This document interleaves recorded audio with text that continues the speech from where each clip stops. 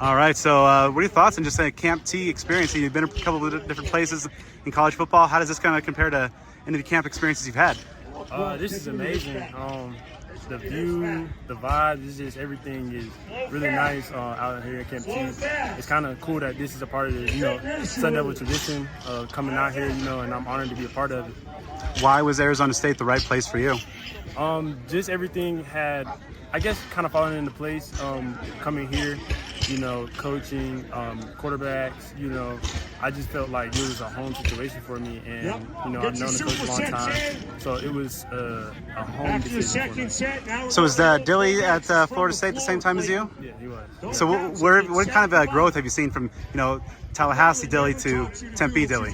Oh, it's crazy. He takes his job very seriously, and with that being said, like from every position that he's had, he lives that position all the way to the fullest, and he does the best he does in that position. So to see him as a head coach right now is just crazy, to see him on his journey, up to this point. So it's really cool to see him mature and exceed as a football coach.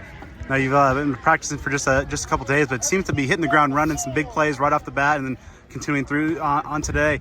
What are kind of the first vibes? What really jumps out to you most about what you've seen from these first three practices? These guys, they really work hard at practice, and they push me to be better every day, literally, and they're not gonna let me slack. So with that being said, like I have to come and bring it every day, or it's a loss. I can't take a loss in any of these practices because the season coming right around the corner. What's it like having your position coach be a Super Bowl MVP, future Hall of Famer like Hines Ward? Oh, it's crazy. With him, he's just a sponge of information, knowledge, experience. And, I also have to be a sponge just to soak all that information in because, he's exactly where I want to go. He's been there, he's seen it, he's done it. So, just listening to him and listening to what he's saying about certain situations, it just expands my mind as a receiver. What's the dynamic like in that wide receiver room? It seems to be a lot of very talented guys, supporting each other, but also, competing for some jobs. Yeah, so we all very supportive. These guys, they want to see everybody succeed, because a positive room is better than, a negative room, and we don't have nobody selfish. These guys right here, they really support us and they really are ready to compete. Congrats. Got your fan club already. Man, crazy. It's crazy. When you just getting to know this Marcus Arroyo, Kenny Dillingham offense, what really kind of jumps out in terms of the characteristics of this offensive attack and what they like to do with the receivers? They like to exploit everything in the defense.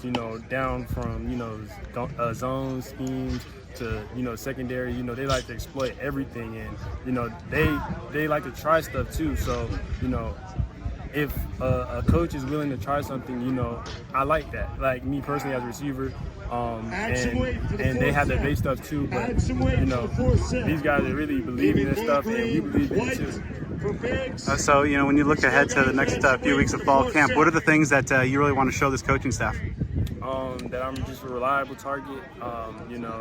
Third down guy, come to me, be that safe bet. When the ball's in the air, you already know you're trying to get the next play because I already done caught him.